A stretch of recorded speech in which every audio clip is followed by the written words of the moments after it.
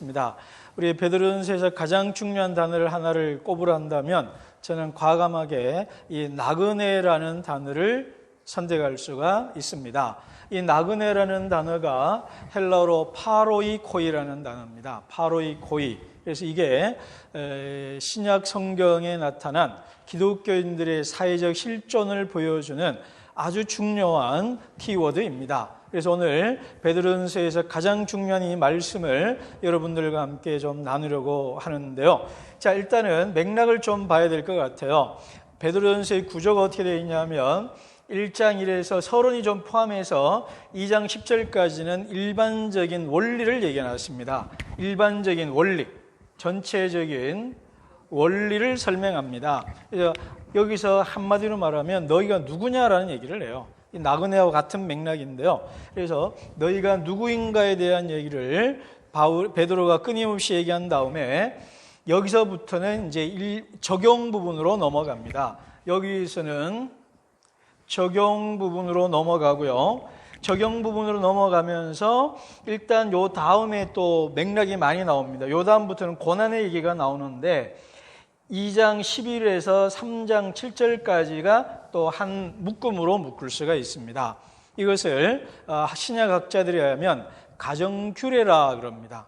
가정에서, 집에서 자녀와 공동체 안에서 어떻게 사는지에 대한 규칙이다 그래요. 가정규례 또는 가정룰 그래요. 그래서 그 가정규례 요 얘기는 다음 주에 제가 좀 더 하겠는데요. 그 원칙이 나그네고 국가에 대해서 그리고 하인에 대해서 아내들이여 남편들아 이렇게 되어 있습니다. 근데 국가는 우리가 말하는 국가고요. 하인은 직장과 사회적인 문제라면 부부 문제는 가정의 문제입니다. 그렇게 해서 나그네적 삶으로서 우리가 어떻게 살아가야 되는가에 대한 구체적인 솔루션을 주고 있는 부분이다. 자, 그러면 이 나그네 부분부터 봅시다. 우리 나그네라고 하면은 자꾸 우리가 순례자 생각을 합니다. 순례자라든가 우리 한국 사람은 박모굴의 나그네처럼 갓슨, 김삿갓 뭐 이런 사람들, 그런 사람들 생각이 쉬운데 그건 아니고요. 디오그네 투스에게 보내는 편지라고요. 거기 보면 정말 중요한 말이 있습니다. 우리 그리스도인들은 자기 조국에서 살지만 외국인처럼 삽니다. 그래요. 자기 조국에서 살지만 외국인처럼 삽니다. 그래요. 그러니까 우리 그리스도인들은 육체적으로 우리는 다 한국에서 나고 자랐죠? 한국인입니다. 태어나기는. 그렇지만 한국인으로 태어나고 살지만 마치 외국인처럼 산다 이거예요. 그래서 여기 나오는 거류민과 나그네라는 단어는 그 사회, 나그네라는 말은 여행객이라는 말이고요. 그 다음에 거류민이라는 것은 잠시 거주하는 사람입니다. 뭐 6개월, 1년, 2년, 3년 뭐 외국인 노동자가 와서 산다든가 주재원으로서 산다든가 하는 거주민이다 이 말이에요. 거주민. 그래서 이런 사람이고요. 그래서 이 사람들은 그냥 여행객으로 살아가는 사람들이다. 그러면 이 나그네로서 어떻게 세상을 살아가냐 이 말이에요. 그러니까 우리 대한민국 국적을 갖고 있지만 마치 외국인처럼 살아라 이 말이에요. 자, 질문 하나 할까요? 자기 조국인데 외국인처럼 살아 할 때 그 외국이 어디일까요? 외국이 어디일까요? 그러니까 하나님 나라입니다.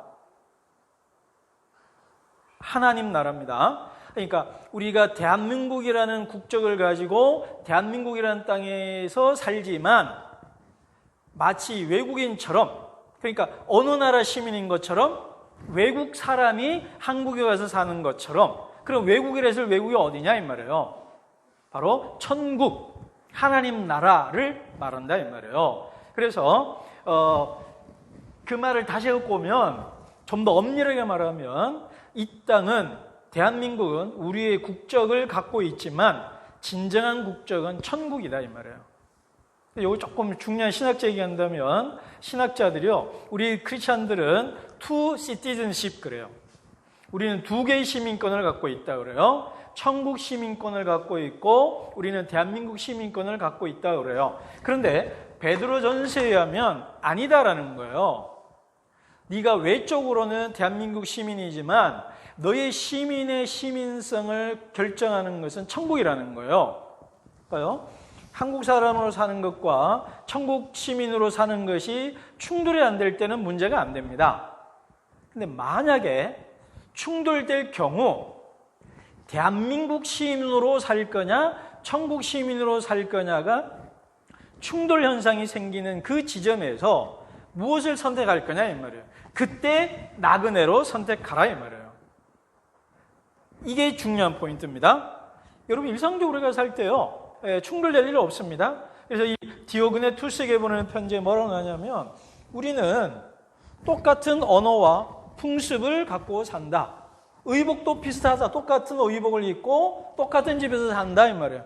언어가 다르냐, 풍습이 다르냐, 의복이 다르냐 하나도 다른 게 없다 이 말이에요. 그러나 외국인처럼 다르게 산다 그래요. 그 얘기는 뒤에 여기 사는 얘기 그때 하도록 하고요. 그래서 우리는 나그네라는 말은 외적으로 우리가 대한민국 시민이고 또 로마의 시민이지만 우리의 정체성, 본질은 천국 백성으로서 대한민국에서 나그네요 몇 년 살다가는 외국인 노동자나 주재민처럼 살아라 이 말이에요. 근데 이것의 신학적인 배경들이 제가 하도 많이 해서 이제 여러분 외우실 것 같아요. 일단 예레미야와 다니엘과 예수님을 얘기할 수 있습니다. 예레미야는 늘 얘기하지만 예레미야 29장입니다. 그게 예레미야가 바벨론의 포로로 끌려간 백성들에게 보낸 편지가 있습니다. 그 편지가 뭐냐면 너희들은 바벨론 땅에서 살아라 이렇게 돼 있어요. 어떻게 사냐? 열심히 일하고 돈 벌고 땅 사고 집 짓고 그 다음에 결혼하고 아이 낳고 심지어 정원도 가꾸고 그러면서 뭐라고 하냐면요 바벨론 황제를 위하여 기도하라 그러나요. 왜? 바벨론의 정치가 안정이 되어야 너희들도 안정된 삶을 살 수 있다 그래요. 그게 요게 어디랑 연결되면 요거랑 비슷한 본문 중에 하나가 디모데전서 2장 2에서 3절이 그래요. 여기 보면 너희가 황제를 위해서 기도하라. 왜? 너희가 평안하고 조용한 삶을 살 수 있기 때문에 이렇게 되어 있어요. 이게 다 예레미야 29장의 맥락이고요. 요 구절이 요 구절하고 맥락이 연결됩니다. 학자들이 같이 인용을 해요. 자, 어쨌든 여기가 뭐냐면 포로로 끌려간 땅. 포로죠? 나그네죠? 연결되죠? 그러니까 그 땅에서 경제적인 일상적 삶을 살면서 그 나라가 잘 되기를 기도하라 이 말이에요. 근데 이게 무서운 말입니다. 여기서 바벨론은 어떤 나라입니까? 예루살렘을 함락시키고 멸망시키고 성전을 불태워 없앤 나라입니다. 그런데 예레미야는 뭐냐면 그 나라에 가서도 잘 먹고 잘 살아라 그래요. 그 나라를 위해서 우리 기도해 주라 그래요. 만약 제가 이 본문을 요 본문 요렇게 그대로 설명을 한 80년, 90년 전 일제시대로 가서 얘기를 했다면 저는 무슨 파가 되겠습니까? 김호기 선생님. 친일파가 되는 거죠. 일본 천황을 위해서 기도하고 일본이 안정되기를 기도하라. 지금 그 얘기하는 거예요. 예레미야가. 그러니까 예레미야는 매국노라는 얘기를 많이 들었습니다. 그러니까 결국 나중에 원치 않는 이집트로 끌려가서 돌에 맞아 죽는 비극적 삶을 전설에 하면 나와 있습니다. 근데 그 다음이 뭐냐 중요하면 다니엘입니다. 자, 다니엘 보세요. 다니엘은 이게 다니엘서에 중요한 게 왕이라는 단어입니다. 자, 제가 이거 긴 말을 다 쓸 수 없이 해놨는데 다니엘서의 핵심은 이거예요. 자, 외우시면 됩니다. 하나님이 왕이기에 그 어떤 왕도 왕이 아니다. 하나님이 왕이기에 그 어떤 왕도 왕이 아니다. 두 번째, 하나님이 왕이시기에 그 어떤 왕도 왕으로 인정해 줄 수 있다. 이런 말이에요. 이해되나요? 하나님이 왕이기 때문에 느부갓네살 네가 왕은 아니야. 하나님이 내 왕이야. 그러는 거예요. 근데 하나님이 진짜 왕이기 때문에요. 잘 봐요. 어떤 왕도 섬길 수가 있는 거예요. 다니엘이 거의 4대 가까운 왕조가 변천해도 교체가 돼도 그 왕조에서 총리를 해요. 왜 그러냐? 나는 하나님만 왕이기 때문에 그 나라 국가 질서에서 왕이 바뀌면 이 왕을 섬기고 왕조가 바뀌어도 그 왕조 섬긴다 이 말이에요. 왜? 그래야 그 사이가 질서를 유지하고 안정된 삶을 시민들이, 백성들이, 힘없고 약한 자들이 안정된 삶을 살 수 있기 때문에 어떤 왕조라도 일한다 이 말이에요. 그 원조가 누구냐면 요셉이에요. 요셉 지금으로 보면요, 전제 정치, 폭군 정치를 지지하는 사람입니다. 그래서 바로가 전제 군주가 될 수 있는 것은 요셉의 정치가 뒷받침해서 그래요. 그러니까 이게 아주 복잡한 얘기들입니다. 근데 중요한 건 뭐예요? 하나님이 왕이기 때문에 느부갓네살 왕이 아니야. 너는 사이비야, 가짜 왕이야. 그 다음에 하나님이 왕이신데 그 왕이신 하나님이 너를 통해서 이 나라가 사람들이 안정된 삶, 평화로운 삶을 살도록 했기 때문에 널 도와줄 수 있어 이 말이에요. 늘 얘기하지만 다니엘이 섬겼던 첫 번째 왕 느부갓네살 왕은 누구냐? 예루살렘을 멸망시킨 왕입니다. 늘 얘기하자면 예레미야 예가에 나오는 내 아버지를 죽이고 내 형을 죽이고 내 어머니와 누이를 겁탈하고 노예로 포로로 끌고 간 그 왕인데요. 다니엘은요, 왕이여 만세수를 누리소서 그러고 그냥 왕을 완전 친일파의 매국노 중에 매국노입니다. 근데 왜 그럴까요? 내 국적과 정권과 정당을 일치시키지 않는 거예요. 내 신앙과. 이게 중요한 대목입니다. 그래서 어떤 왕조에도 충성할 수 있는 거예요. 자, 하나님이 없는 땅에서 사는 법을 하나님을 안 믿는 사람들 속에서 적대적인 나라 속에서 포로로 사는 법을 배우라의 얘가 다니엘이고요. 그렇게 살았던 분이 예수님입니다. 그래서 빌라도라든가 헤롯에 내린 것에 대해서 폭력적으로 저항하지 않죠. 순종합니다. 그래서 이런 것들이 연결되어 있어요. 이런 맥락에서 너희들이 나그네로 산다는 것은 소극적이고 적극적으로 살아야 된다. 소극적으로는요, 신이 없다고 하고 선이 없다고 하는 사람들의 이 오해입니다. 이거는 오해와 비방입니다. 신이 없다. 그리고 너희들은 선이 없다.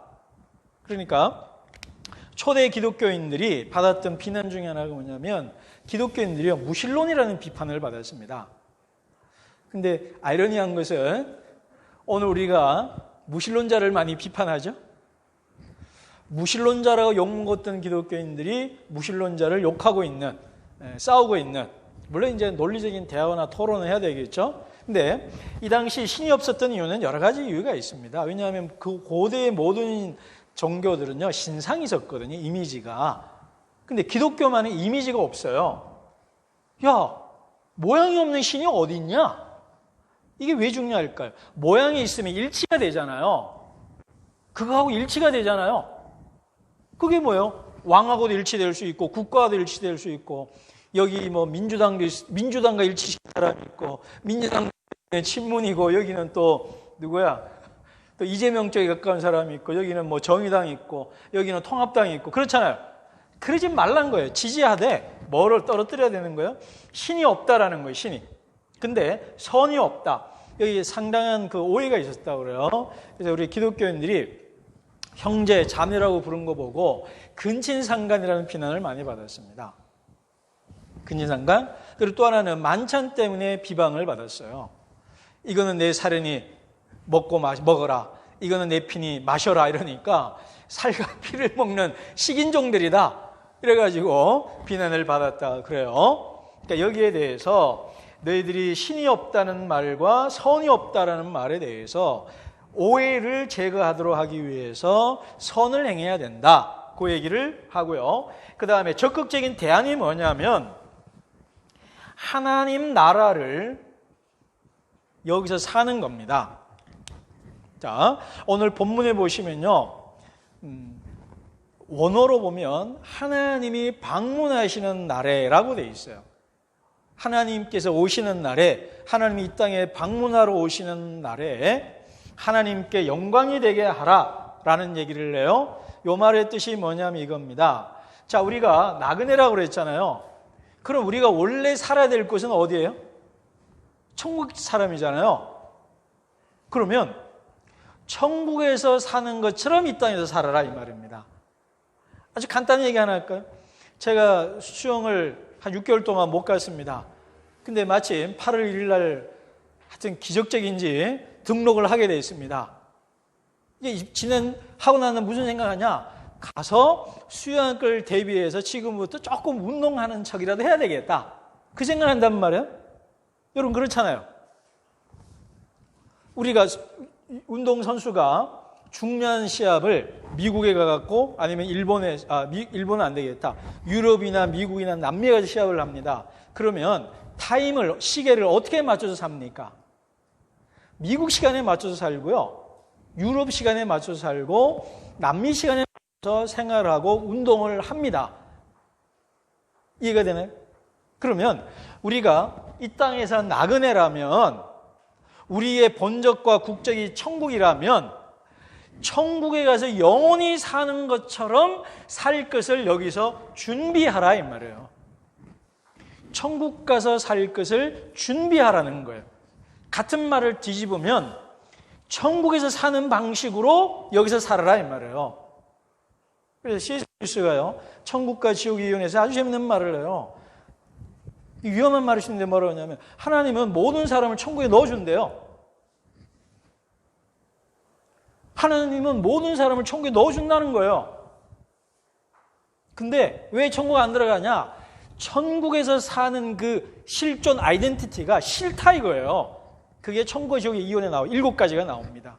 첫 번째 사람은 뭐냐면요, 진짜 나쁜 놈인데 천국 가 있으니까 도덕적인 사장이 네 같은 놈 천국 오면 나 안 간다고 지옥 가고요. 이런 식이에요.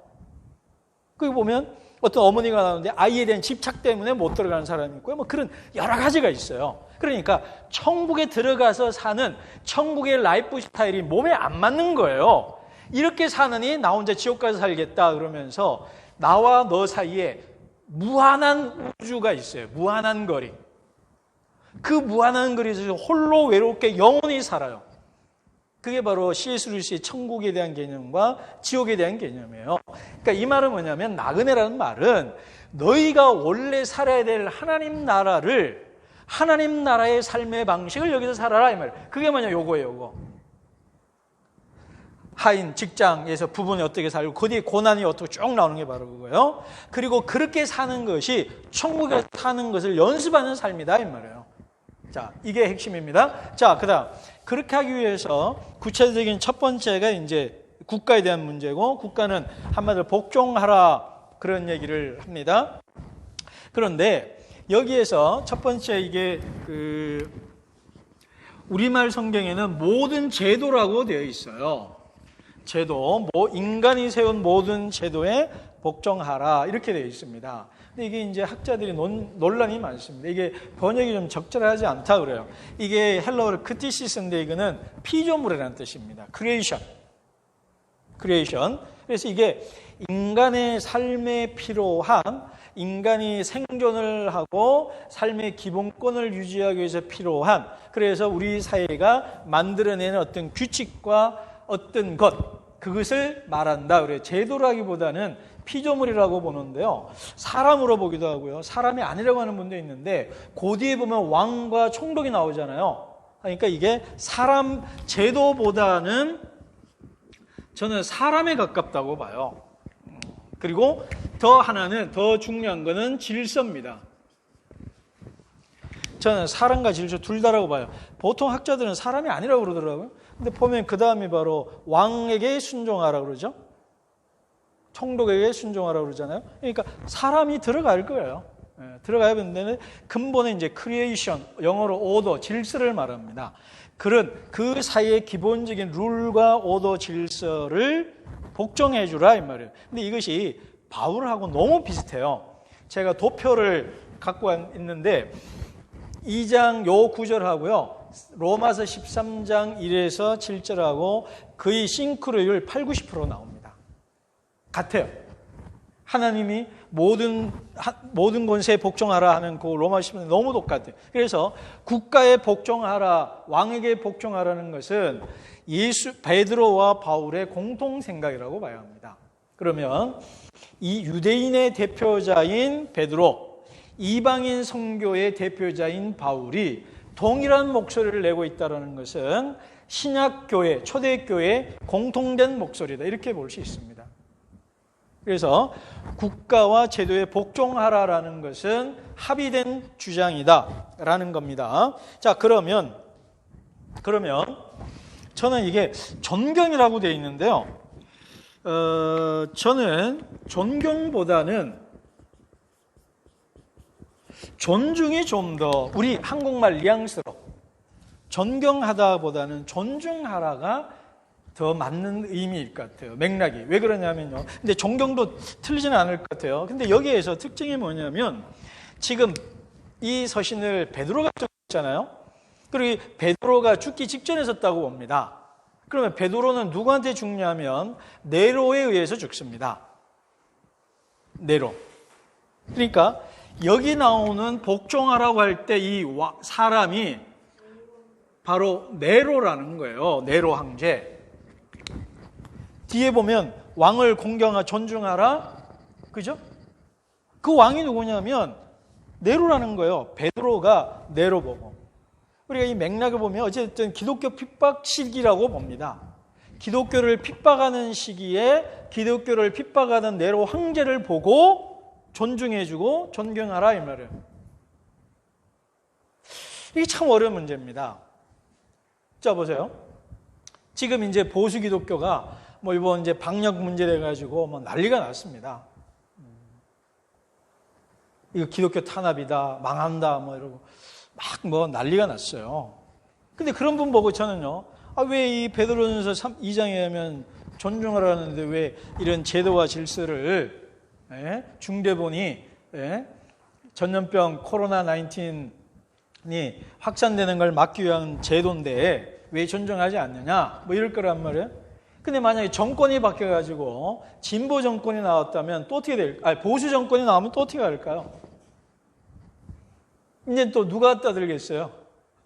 좀 진보적인 기독교인들이 페이스북이나 카톡에서 열심히 또 얘기하겠죠? 조롱하고. 그래서 뭐 이름도 비슷해가지고 우리 희림이가 디오그네투스, 나그네 뭐 이러고 농담도 하고 그랬는데, 그죠? 그러니까 어떤 정권이냐에 따라서 비판도 하고 동의도 하기 쉽다, 이 말이에요. 우리가 진영 논리에 갖춰서. 근데 베드로는 뭐라 그러냐면 자기를 핍박하는 네로 황제를 향하여서 존중해주라, 이런 얘기를 한다는 거예요. 이러기 때문에 진정성이 있는 말이다, 이 말입니다.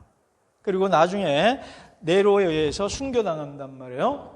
자, 그렇기 때문에 여기에서 우리가 뭘 알 수 있냐면 한마디로 말하면 십자가입니다. 예수님께서 당신을 십자가에 못 박는 사람들을 사랑하고 존중해 주셨어요. 그 말은 뭐냐면 악인이라 하더라도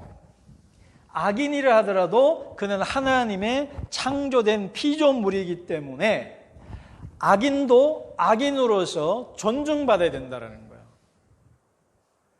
저는 이게 참 동의하기 어렵습니다. 저는 오공을 경험해왔기 때문에 그분이라고 해야죠, 지금. 그분을 존중해 주라 그러면은 저는 지금도 동의가 안 됩니다. 마음으로. 머리는 성경에 따르니까 동의를 하는데 마음으로는 동의가 안 돼요. 그럼에도 불구하고 베드로는 우리에게 네가 어떤 정권이냐, 30이냐 50이냐 그 다음에 참여정부냐 아니면 어떤 정부냐와 상관없이 그가 악하든 선하든 간에 그를 존중해 주라는 거예요. 그가 이 사회의 제도를 기본적으로 유지하는 사람이라는 점에서 바로 이게 바로 십자가의 정신이다라는 것입니다. 자, 그런 다음에 자, 이것이 우리에게 주는 의미가 뭐냐? 자, 첫 번째, 이렇게 해야 될 이유가 뭐냐면요. 하나님의 영광과 주를 위해서 하라 그러는 거예요. 이게 바로 이것과 관련되어 있습니다. 하나님의 영광. 이게 무슨 말이냐? 너희가 그렇게 할 때에 사람들이 하나님께 영광을 돌린다, 이 말은 뭐냐면 이방인이고 악인인 사람도 속으로 예수님이 십자가에 달려 돌아가실 때 이방인 백부장이 저는 진실로 하나님의 아들이다 그랬던 것처럼 예수님 믿는 사람을 핍박하고 순교시켰다.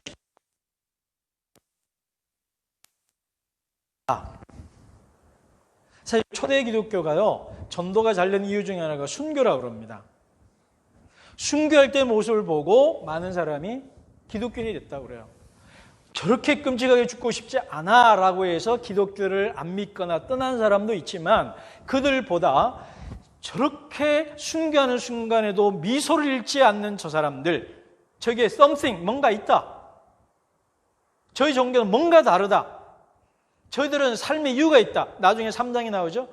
너희가 믿는 것 이유에 대한 소망에 관한 이유를 묻는 자들에게 대답할 것을 항상 예비하라 이 말이에요. 너 왜 예수 믿니?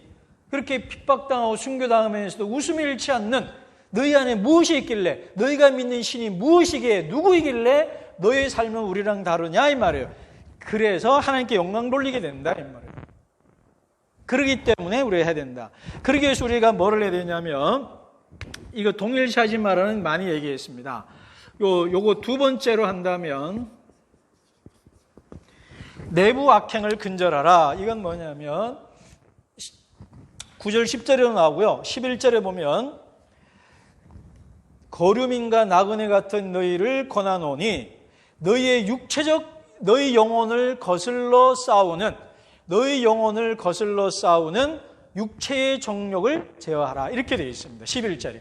그러니까 거류민과 나그네로 산다는 말은 육체의 정욕을 제어, 컨트롤, 통제한다는 것입니다. 이게 요즘 참 중요한 사안이 되었습니다. 우리가요, 7, 80년대, 90년대, 2000년도에 사회 정의를 외쳤던 사람들이 일순간 무너지는 것을 최근에 우리가 많이 경험하고 있습니다. 그것을 어떻게 평가하든지 간에 중요한 것은 그들이 외적으로 아무리 선한 일을 행해도 내면이 붕괴되면 인생 전체가 몰락해버리더라. 대학 다니고 사회참여 고민하면서요, 그때 싸웠던 게 뭐냐면 개인구원이냐 사회구원이냐 뭐 어느 게 먼저냐 뭐 막 그런 얘기를 많이 논쟁했습니다. 전도가 먼저냐 사회참여가 먼저냐, 둘 다 해야 되는데 뭐 어떻게 해야 되냐, 막 이걸 맨날 싸웠어요. 그때 저는 개인구원 얘기하는 사람이 너무 답답해 보였거든요. 그리고 손봉호 교수님이 항상 그런 얘기를 하실 때 속으로 뒤에서 그래도 사회참여가 더 중요해 뭐 이런 얘기를 많이 했어요. 그렇지만 지금 그때로부터 한 몇십 년 지나고 나서 돌아보면 내면 세계를 정돈하지 않으면 하나님께 영광이고 뭐가 아니라 자기 삶이 파괴돼요. 붕괴돼요. 그래서 저는 여러분들을 권하고 싶어요. 개인 경건 철저히 하셔야 됩니다. 그냥 아침에 일어나서 큐티 하세요. 그걸 지키는 거예요, 나를.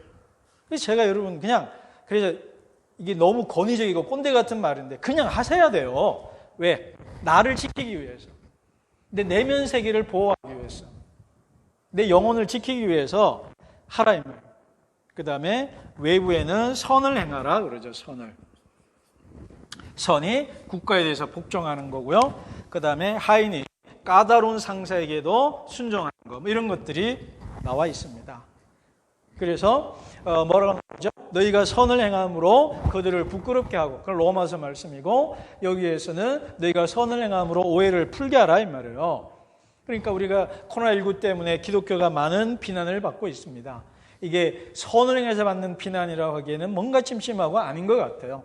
그래서 교회가 해야 될 일은 이런 상황에서 선을 행해야지, 그래야 하나님께 영광이 된다는 겁니다. 그 다음 자기 동일시하지 마라 이런 얘기하고, 맨 마지막으로요 2장 11절의 첫 단어가 뭐냐면 사랑하는 형제들아 라는 단어입니다. 여러분이 편지를 쭉 읽다가요 중간에 갑자기 사랑하는 형제들아 나올 때는 사실 이게 모종의 알리바이가 있습니다. 이유가 있어요. 저는 이 본문을 읽을 때 결론이 사랑하는 형제들이었어요. 사실은. 왜냐? 영어로는 dear friend입니다. 친애하는 벗에게. 근데 그거는 원래 의미를 못 살리고요. 우리말 성경에 더 잘 본 적이 있습니다. 사랑하는 자들아.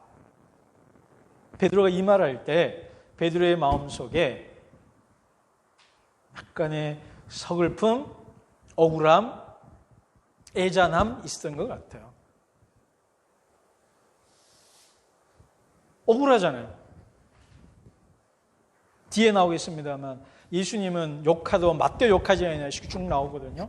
그랬지만 우리가 인간이잖아요. 나 욕하고 비방하고 저주하고 때리고 감옥 가두고 죽이는 그 정권과 사람을 향한 분노나 증오가 베드로에게도 왜 없었겠습니까? 그럼에도 불구하고 내가 이 말을 할 때 베드로는요, 미안한 거예요. 미안한 거라.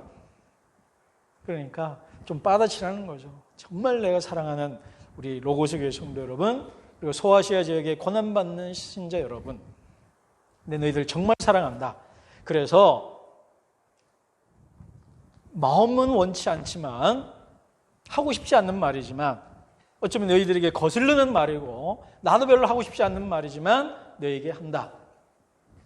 나그네로 살고 우리를 핍박하는 저들을 축복하고 순종해라 라는 참으로 어려운 말을 하고 있는 것입니다. 정리하겠습니다. 여러분, 우리는 하나님 나라 백성으로서 이 땅에 사는 사람이다. 그거 잊지 마시고요. 어떤 국가나 정권에 대해서 너무 일치하지 말라 이 말이에요. 잠깐 탄젠트적으로 살짝 부딪게 만나야지 완전히 그 빠가 된다든가, 그래서 찬반 옳고 그름도 판단 못하고 그냥 이렇게 이중잣대에서 상대방은 비난했다가 그 비난 우리 쪽은 이해해주고 그런 식으로 가는 거는 이게 바로 기독교가 욕먹기 딱 좋은 짓이다라는 겁니다. 그리고 아주 스몰하게 구체적으로 디테일하게 적용한다면 내부 악행을 너희 영혼을 거슬러서 하는 육체의 정력을 제어하는 것, 도덕적이고 내면적인 면에 있어서 경건을 신경 쓰시라. 이것이 오늘 우리에게는 제가 해석해낸 오늘 나그네로서 하나님 나라 백성으로서 하나님 나라인 것처럼, 여기가 하나님 나라인 것처럼 이 땅에서 살아가는 삶, 그래요 하나님께서 방문하여 오시는 날에 잘했다 칭찬받는 저 여러분 되시기를 주님의 이름으로 축복합니다.